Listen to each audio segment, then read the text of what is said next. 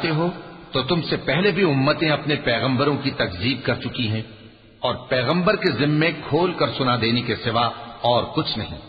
کیا انہوں نے نہیں دیکھا کہ اللہ کس طرح خلقت کو پہلی بار پیدا کرتا ہے، پھر کس طرح اس کو دوبارہ پیدا کرے گا؟ یہ اللہ کو آسان ہے۔ کہہ دو کہ ملک میں چلو پھرو اور دیکھو کہ اس نے کس طرح خلقت کو پہلی دفعہ پیدا کیا ہے، پھر اللہ ہی دوسری بار بھی پیدا کرے گا۔ بے شک اللہ ہر چیز پر قادر ہے۔ وہ جسے چاہے عذاب دے اور جس پر چاہے رحم کرے، اور اسی کی طرف تم لوٹائے، اور تم اس کو نہ زمین میں عاجز کر سکتے ہو نہ آسمان میں، اور نہ اللہ کے سوا تمہارا کوئی دوست ہے اور نہ مددگار۔ اور جن لوگوں نے اللہ کی آیتوں سے اور اس کے سامنے حاضر ہونے سے انکار کیا، وہ میری رحمت سے نا امید ہو گئے ہیں، اور ان کو درد دینے والا عذاب ہوگا۔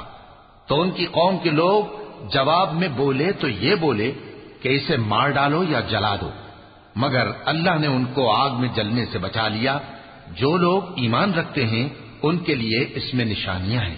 اور ابراہیم نے کہا کہ تم جو اللہ کو چھوڑ کر بتوں کو لے بیٹھے ہو تو دنیا کی زندگی میں باہم دوستی کے لیے، مگر پھر قیامت کے دن ایک دوسرے کی دوستی سے انکار کر دو گے اور ایک دوسرے پر لعنت بھیجو گے، اور تمہارا ٹھکانہ دوزخ ہوگا اور کوئی تمہارا مددگار نہ ہوگا۔